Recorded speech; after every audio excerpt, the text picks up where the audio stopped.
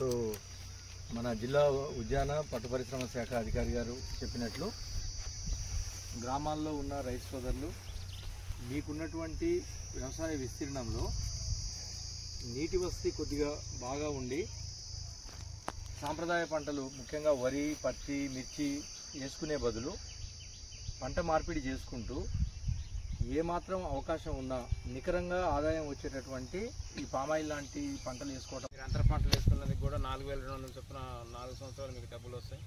తర్వాత దీనికి ఇప్పుడు మీరు ఆల్రెడీ 4 ఎకరాల మీద 4 టన్నుల వరకు కటింగ్ కూడా అయింది. ఈ విధంగా చూసుకుంటే ఒక టన్ను 20,000 రూపాయలు చొప్పున 80,000 లక్ష రూపాయల దాకా వచ్చింది. ఈ 15 రోజులకు ఒకసారి కటింగ్ వస్తుంది. పెద్ద రైతులు అయితే ఇంకా ఎక్కువ విస్తీర్ణం అయితే 1,50,000 వచ్చిన వాళ్ళు ఉన్నారు. 20,000 రూపాయలు చొప్పున అంటే ఆలేరు మండలాల్లో పెద్ద ఇంకా ముదురు తోటలు ఉంటే 7-8 టన్నులు వస్తుంది. పోను అది 7 సంవత్సరాలు 8 సంవత్సరాలు వరి పొలం ఇతర పంటలాగా బాధలు లేవు. మీరు పామాయిల్ వేసుకొని దాంట్లో అంతర పంటగా మిర్చి వేయచ్చు, పత్తి వేసుకోవచ్చు, కంది, పెసర, మినుము, కూరగాయలు, అన్ని రకాల నూనె గింజలు, మన పొద్దుతిరుగుడు, నువ్వులు, ఆవాలు, వేరుశెనగ అన్ని పంటలు వేసుకోవచ్చు. 4 సంవత్సరాల వరకు మీరు పంట తీసుకోవచ్చు.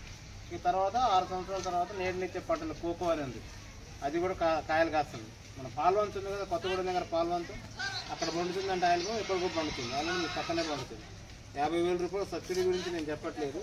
పంట మార్పిడి వల్ల రైతుకి ఒక సాఫ్ట్వేర్ ఇంజనీర్ లాగా ఒక తోట ఉందంటే 30 సంవత్సరాల దాకా ఉంటుంది మీకు. ఇది ఒక కొడుకు కొమ్మ లాంటిది అనమాట. ఒక నీడైతే ఎట్లా ఇస్తుందో మీకు ఆసరాగా ఉంటుంది. ఎవరి మీద ఆధారపడిన అవసరం లేదు. 2.5 ఎకరాలు, 3 ఎకరాలు, 4 ఎకరాలు, 5 ఎకరాలు ఉన్న రైతులు ఎవరైనా ఉంటే వేసేది వెంటనే ఆయిల్ ఫోమ్ వేసుకోండి, దాంట్లో అంతర పంటలు వేసుకోండి. మీకు అన్ని రకాలుగా మీరు కట్టేది 6,700 ట్రిప్కి మీ వాటా, ప్రభుత్వం ఇచ్చేది